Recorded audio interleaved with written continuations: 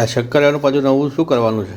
Wafer, શક્કરિયાની wafer. આ organic શક્કરિયા છે અને આવેલા આપણા ખેતરમાંથી. તો થોડીક વેફર બનાવી દઉં, ઓગળી જાય પહેલાં.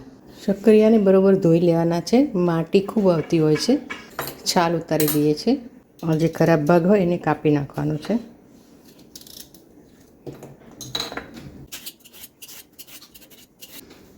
ધોઈ અને કોરું કરી લઈએ છીએ. હવે એના 2 ભાગ કરી લઈએ છીએ.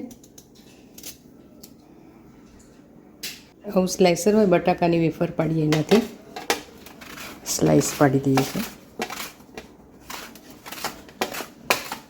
આ બી સરસ થશે. બહુ જાડી નથી રાખવાની, બહુ પાતળી નથી રાખવાની. પાતળી રાખશો તો એકદમ લાલ થઈ જશે. આ રીતે પાડી દઈએ છીએ. તરત જ તળવા માંડવાની છે, નહીં તો કાળી પડવા માંડશે. મીઠાના પાણીમાં બોળવાની નથી, કારણ કે પાણીનો ભાગ હશે તો ચડતા વાર લાગશે. તેલ મૂકી દીધું છે. એ પહેલાં એક વાટકીમાં થોડુંક મીઠું લઈએ છીએ. આ તમારી જરૂરિયાત મુજબ તમે થોડુંક ઉમેરવાનું છે. તમારી જેટલી વેફર હોય એ પ્રમાણે થોડું થોડું બનાવવાનું છે. થોડું પાણી ઉમેરીએ છીએ. પાણી ઉમેરી દેવાનું છે, જેથી કરીને વેફર બહુ સરસ ક્રિસ્પી થઈ જશે. આને સાઈડમાં મૂકીએ. તેલ ઉપર ડાયરેક્ટ પણ તમે પાડી શકો છો, પણ એ રિસ્કી છે. દાજી જવાની શક્યતા વધારે રહે, કારણ કે બટાકાની જેમ પાતળા નથી હોતા. શક્કરિયા થોડા હાર્ડ હોય છે, એટલે ઘણીવાર પ્રોબ્લેમ થતો હોય છે. એક એક નાખી દઈએ છીએ. છૂટી જ છે, કોરું છે, બહુ ફાઇન થઈ જશે. એક સાઈડ નાખ્યા પછી હલાવવાની નથી. તરત હલાવશો તો લોચો થઈ જશે. થોડી વાર એને ચડવા દેવાની છે, પછી જારાની મદદથી ફેરવવાની છે.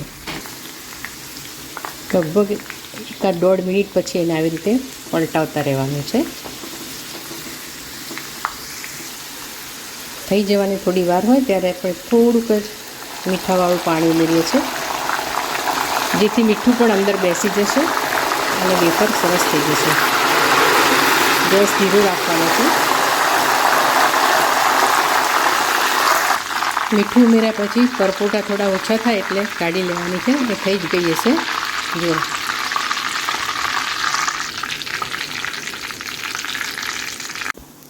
બીજી તળાઈ રહી છે.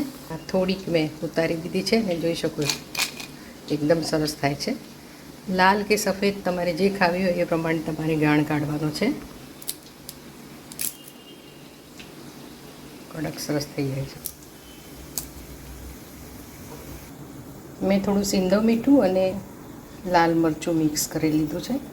ઉપવાસમાં ખાતા હો તો તમે સિંધવ જ વાપરો. મરચું ન ખાતા હોય તો લાલ સ્કીપ કરવાનું, ખાલી મીઠું જ ઉમેરો. અધરવાઇઝ સંચળ અને લાલ મરચું પણ બહુ જ સરસ લાગે છે.